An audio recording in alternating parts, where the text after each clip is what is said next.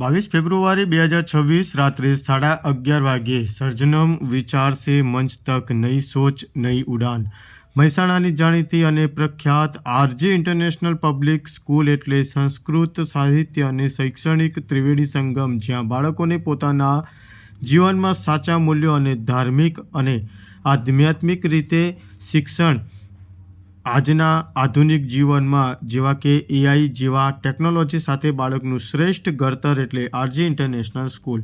RJ international સ્કૂલના ચોથા વાર્ષિક ઉત્સવ નિમિત્તે સર્જનમ વાર્ષિક ઉત્સવ ઉજવાયો. વિદ્યાર્થીઓએ પોતાના આગવી ઓળખ બનાવવા માટેનું ઉત્તમ સ્થળ એટલે આરજે ઇન્ટરનેશનલ સ્કૂલ. તારીખ 21 ફેબ્રુઆરી અને 22 ફેબ્રુઆરી એમ 2 દિવસીય કાર્યક્રમનું ભવ્ય આયોજન કરવામાં આવ્યું હતું, જેમાં વિદ્યાર્થીઓએ વર્ષ દરમિયાન વિવિધ કાર્યક્રમોમાં ભાગ લીધેલ હોય તેવા વિદ્યાર્થીઓને પણ પ્રોત્સાહિત ઇનામો આપવામાં આવ્યા હતા. આ મોમેન્ટો તથા સર્ટિફિકેટ આપીને સન્માનિત કરવામાં આવ્યા હતા. સર્જનમ વાર્ષિક મહોત્સવ મહેસાણામાં જાણીતી સ્કૂલના ટ્રસ્ટીગણો અને પ્રિન્સિપલ તથા શિક્ષણગણ પણ ઉપસ્થિત રહ્યા હતા. આજે ઇન્ટરનેશનલ પબ્લિક સ્કૂલના બાળકો દ્વારા વિવિધ સિદ્ધિઓ પ્રાપ્ત કરી છે, જેની એક ઝલક પણ રજૂ કરવામાં આવી હતી.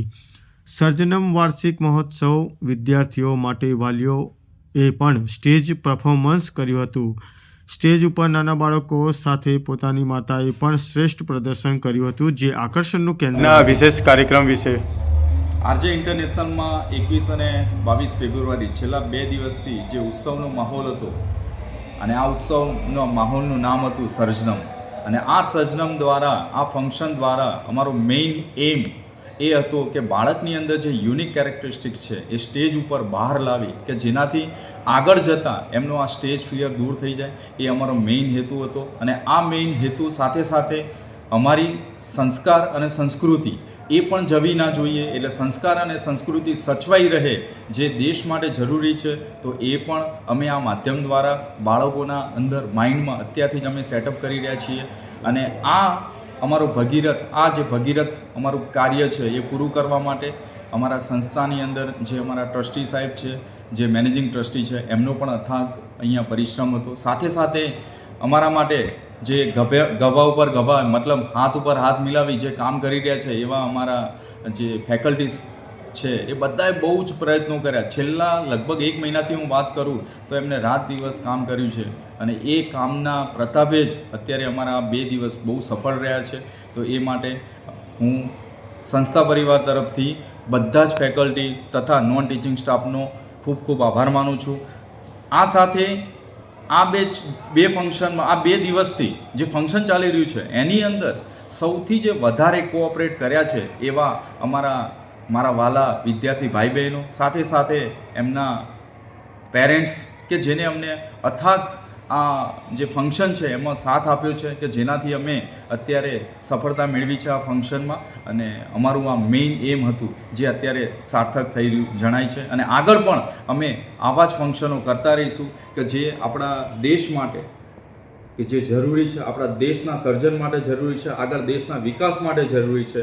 એટલા માટે બાળકોના વિકાસ માટે જે પેરેન્ટ છે એમના પણ બાળકોના કેરિયર માટે અને આપણા દેશ માટે જે જરૂરી છે એવા ફંક્શનો અમે કરતા જ રહીશું. અને આ રીતના દરેકનો અમે આભાર માનીએ છીએ કે જેને ડાયરેક્ટલી ઇનડાયરેક્ટલી અમને સપોર્ટ કર્યો છે, એવા દરેક વ્યક્તિનો હું દિલથી આરજે પરિવાર તરફથી આભાર માનું છું. Thank you very much. આપનો પરિચય આપજો અને આજે જે કાર્યક્રમ યોજાયો છે શું કહેવા માગશો? મારું નામ doctor Yogesh Kumar Kantilal Patel, RJ international public સ્કૂલના ચેરમેન તરીકે આજનો જે પ્રોગ્રામ સર્જનમનું જે આયોજન કરેલું છે, તો એ સર્જનમનો મતલબ છે કે મંચ તક, એટલે વિચાર છે મંચ તક. તો એ જે ફંક્શન માટે આજે બાળકોએ અથાગ પ્રયત્ન કર્યો અને શિક્ષકોની જે મહેનત છે જે આજે આપણને દેખાઈ રહી છે, જેમાં બાળકો બધા એક ડાયરેક્શનમાં એક સાથે અભિવૃત્તિ આપી રહ્યા છે અને એક્ટ કરી રહ્યા છે.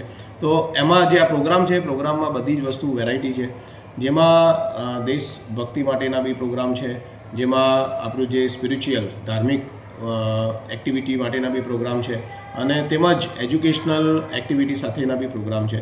એટલે આ જે ફંક્શન છે માત્ર પર્ટિક્યુલર એક થીમ ઉપર નહીં, પરંતુ વેરાયટી ઓફ 360 ડિગ્રીએ બાળકોને જુદી જુદી જે total spiritual activity, educational activity તેમજ રાષ્ટ્ર માટેની જે એકતા માટેની એક્ટિવિટી, રાષ્ટ્ર ભાવના માટેની એક્ટિવિટી, આ બધાને આવરી લેનાર આખું ફંક્શન જે એન્યુઅલ ફંક્શન સર્જનમ એટલે વિચાર છે મંચ તક, જે એના માટે આજે બધા જ બાળકોની સાથે સાથે જે બધા ફેકલ્ટી બી પરફોર્મ કરી રહ્યા છે.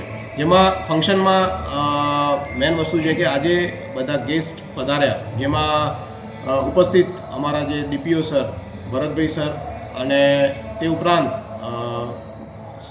જે સેલ્ફ ફાઇનાન્સ એસોસિએશન ના મહામંત્રી તેમજ રજનીભાઈ પટેલ અને સંગઠન મંત્રી એવા હરેશભાઈ પટેલ અને સીબીએસઈના પ્રેસિડન્ટ એવા બિપિનભાઈ પટેલ એ ઉપસ્થિત રહ્યા અને ફંક્શનની શોભા વધારી. તેમજ સૌથી વિશેષ કે એમ કહી શકાય કે કદાચ 5,000 થી 6,000નો ક્રાઉડ, એટલે બધા જ પેરેન્ટ્સ અને એમના જેટલા બી ફ્રેન્ડ સર્કલ છે બધા અહીંયા આગળ ઉપસ્થિત રહી અને બાળકોનો ઉત્સાહ વધારી રહ્યા છે. તે ખરેખર એપ્રિશિએટેબલ છે, કારણ કે બાળકોનો ઉત્સાહ ત્યારે જ વધે કે જ્યારે બધા પેરેન્ટ્સ અહીંયા ઉપસ્થિત હોય અને એમને એપ્રિશિએટ કરે. એટલે આ ફંક્શનની શોભા ખરેખર બધાએ વધારી. તો એ બદલ હું બધાનો આરજે ફેમિલી વતી અને રેવાબા એજ્યુકેશન ટ્રસ્ટના બિહાફમાં દરેકનો હું ધન્યવાદ કરું છું.